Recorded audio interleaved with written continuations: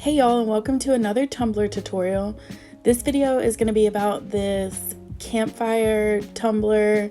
I got this idea from Jessica Flynn, but I have seen a few other pictures on Facebook and whatnot about a tumbler like this.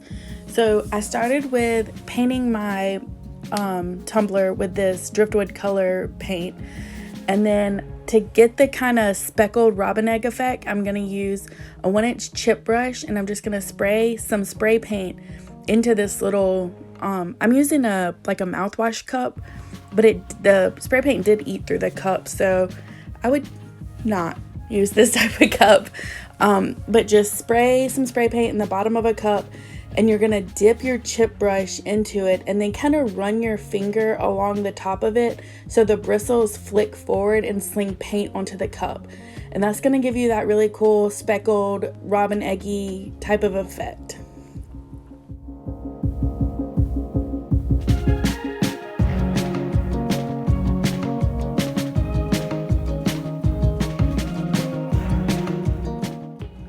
Okay, so here's where the paint started eating through my cup, and I just grabbed another type of plastic cup. This one did end up working fine, and I just repeated the same process of dipping my brush in, then flicking the bristles forward.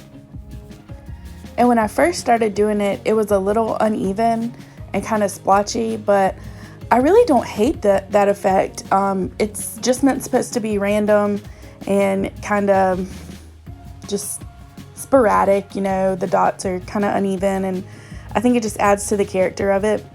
And here I'm just taking one of my metal stir sticks and then using the round dotting tool on the end of it, and I dip that in some paint, and I'm gonna add some larger dots just randomly, sporadically throughout the cup.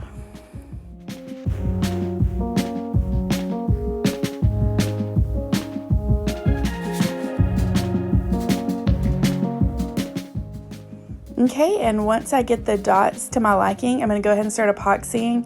The best way that I've found to epoxy these cups with handles like this is to start with your turner off and really get in everywhere around that handle. Just go in, out, up, around, all over. You really want to make sure the seams where it meets the cup are really well covered, and the back edge that you can't really see is covered well enough.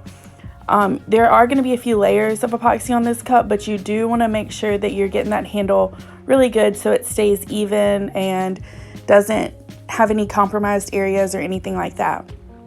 And after I get the handle completely covered, I'm just going to turn my turner on and epoxy like normal.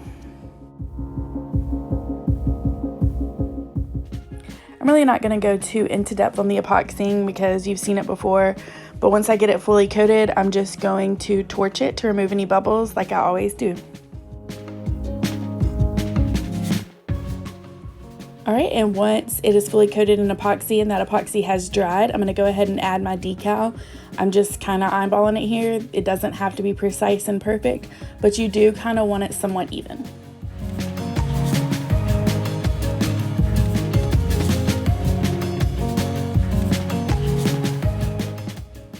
Once the decal is burnished down really well, I'm going to go in with another coat of epoxy. This is just to kind of seal down the decal and even out any lumps and bumps there may be from the spray paint. I'm not going to go too far into detail. This isn't really an epoxy tutorial. It's more of a method tutorial. But once that layer of epoxy dries, I'm going to sand the edges of my cups really, really well. You want to create that line of stainless steel around the top so that your seal creates around the side of the cup, not around the very top of the cup where it's more vulnerable. And I'm going to sand the bottom edge somewhat. This cup is pretty smooth. It didn't need a whole lot of sanding, but you do just want to do any sanding work that you may need just to ensure you get a really smooth and strong project.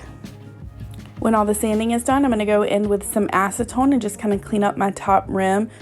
You want the inside of the cup to be as clean as possible, just like how it came when you first opened it. Okay, and then for the final layer of epoxy, just like all the other layers, you're going to get the handle really good and then coat the cup really well. And then torch it at the end to remove any bubbles.